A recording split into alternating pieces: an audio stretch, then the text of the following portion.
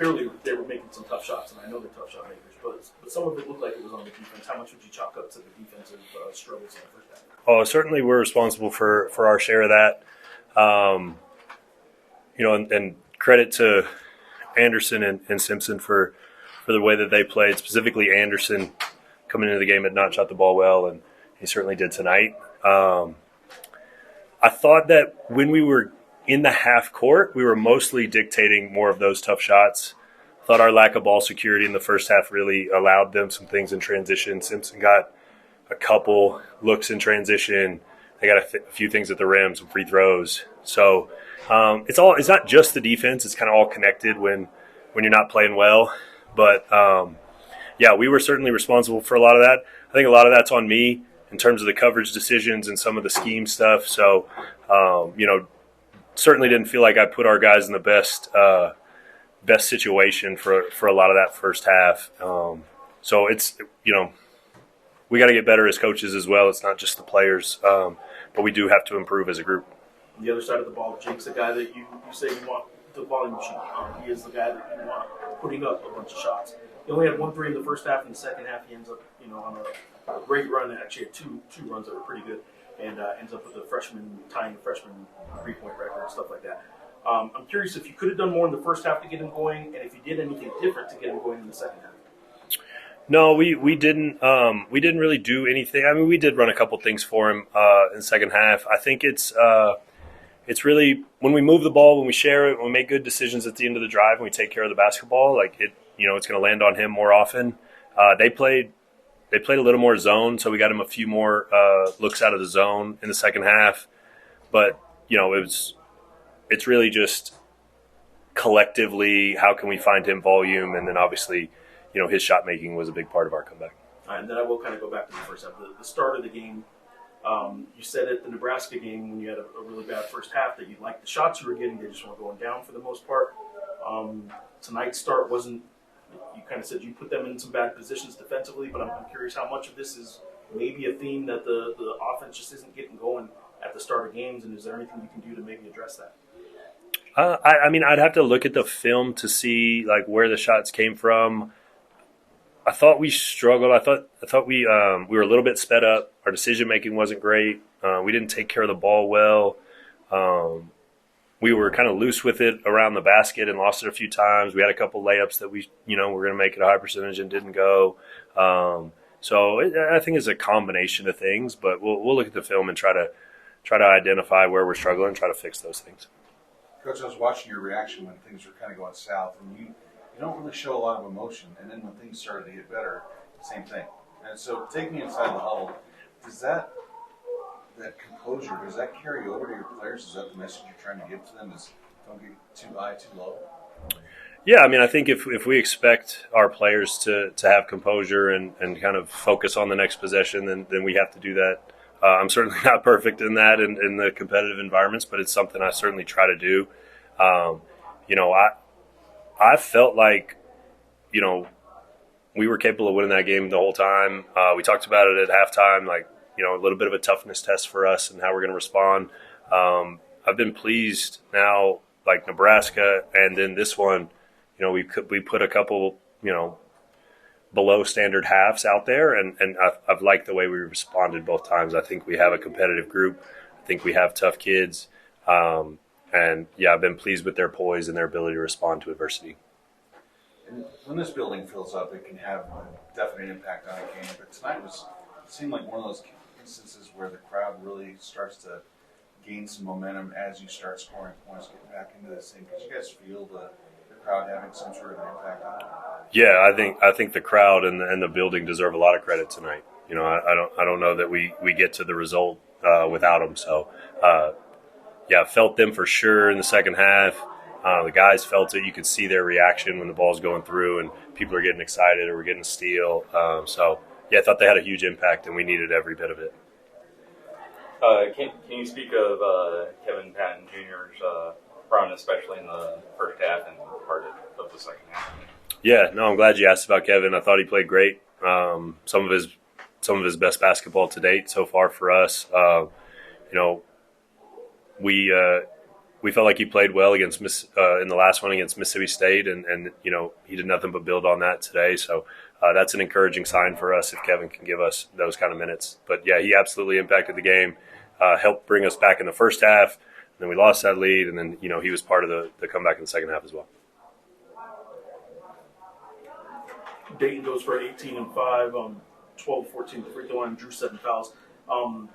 He wasn't, again, kind of finishing quite like I think maybe he would like to in the paint. I'm curious what you thought about his offense. Was the decision making what you want to see it, even if the finishing wasn't always there? Yeah, I mean he got fouled a lot. I think the only one he missed was the breakaway layup. So I'm pretty sure he'll make that one a fair amount. I think the 5 assists is a really encouraging sign. 1 turnover in the second half versus 3 in the first. So, when he's making good decisions, he has the ability to put pressure on the paint and the rim at a really high level. And as he continues to grow as a decision maker and a playmaker for other people, I think that's going to open up a lot for us offensively. Yeah, it's unfair for me to say he's not finishing with that. Drew 7 fouls and took 4 shots. So, I'm curious, though, in terms of the free throw shooting, you guys had a huge discrepancy compared to them. Is that just is that something that this offense can generate and draw some fouls, or is that really Dayton specific that can really do that? I mean, we always want to be aggressive and put pressure on the basket, but Dayton is a guy who has a high free throw rate. Thomas Luff is a guy who gets fouled. So some of that is always going to be kind of personnel driven, but we always want to be aggressive. We want to put pressure on the paint, and Dayton's certainly someone who does that at a high level. Coach Tomislav, did you see the injury, and what do you know about it right now? Not too much. I mean, he obviously wasn't able to finish the game. I think he'll be evaluated, now, and we'll see how he feels. Did you see what happened because it was in front of the bench? Was there contact or anything there? No, it wasn't contact. I'll have to talk to Rob, but I think he just rolled his ankle. No, I mean, not necessarily. I think I don't think there's a specific thing. I think we'll just get back in the gym, keep working, keep getting better, and we definitely need to start off hot though.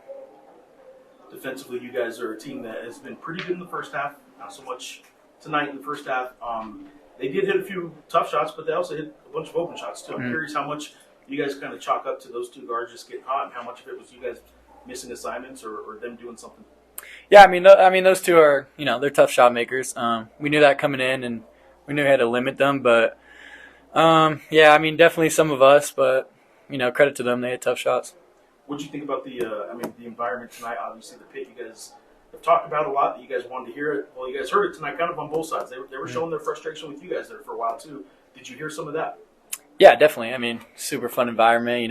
Definitely a few moments where I just had to pinch myself and live in the moment. It's just things I dreamed of. So it was super cool. And what were you guys able to do down the stretch defensively to sort of close this one out?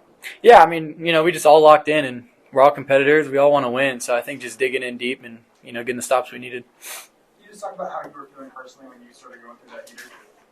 Yeah, I mean, it felt great, obviously, but stuff I expect. I expect every shot to go in. So.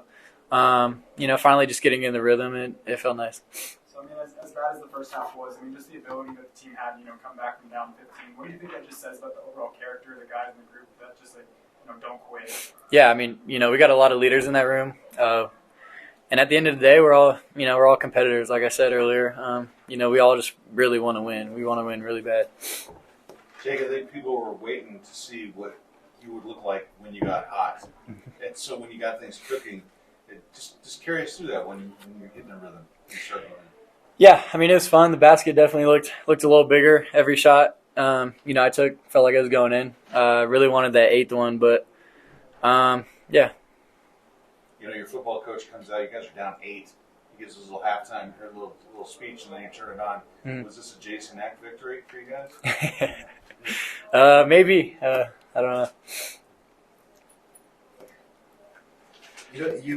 They started making a little run at you guys throughout you guys made a little run, early in the second half, and they held it off.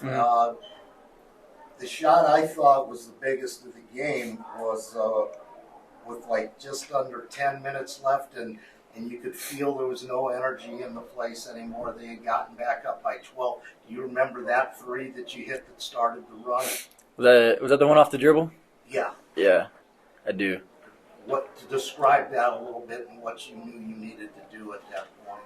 Yeah, I mean, I just knew I had to provide a spark, and Coach kept me in, so I knew I was doing something right. And just being myself, I knew, saw an opening and took it. Anybody else? Did you feel things kind of change? Did you feel things kind of change after that shot? Yeah, definitely. I mean, every shot, brought a bunch of energy in the arena and throughout the team. I feel like, and my teammates did a great job of, keep finding me, and they kept dropping. So. In the first half, I don't know if you can hear your dad, but you know what your dad said twice in the first half to me? He probably said one way. Probably say play one way. That's just like our family motto. But or he probably just said dunk the ball on fast break probably too. He came over twice and right, that's me and Will basically. He's got to dunk the ball. Yeah, that's probably what he said. Go dunk on him. so the next time they're down, like you did dunk the ball. Like, is that something though that you can kind of hear? I mean, is he getting on you when you're not being aggressive? Oh, for sure. You're normally aggressive. For sure. Yeah, he is. He's always been that way through high school. Always been that way. Right when I missed that first layup, I was thinking about him. I was like, you know what? Every time I get a fast break now, I'm just going to try to dunk. So. All right. This was a game that took you guys a while to kind of, I don't know if it's figure them out or to get your defense going to slow them down. What was it about what they were doing that you guys were able, or you guys weren't able to kind of get a good string on them? We just didn't start the game off well. We started off really slow. We let number 2 and number 20 get going early, and that's what hurt us early. You guys have faced adversity, a couple of times already this season. I mean, tonight was the biggest adversity you've been able to overcome so far. What do you feel like, the team learned about themselves during tonight's comeback? That we fight as a team. We've been through this adversity, these games like 2 or 3 times now. So we know we can always battle back. We know there's a lot of game left. We just got to keep fighting with each other. I know that the crowd has kind of shown spurts in the first couple of home games, but it feels like tonight was really the first time the energy has been there throughout. Kind of, how did you feel in your first game where the pit was really rocking? Oh, the pit was amazing tonight. The fans were amazing. They really helped us out tonight in the win. We just want to say thank you to them.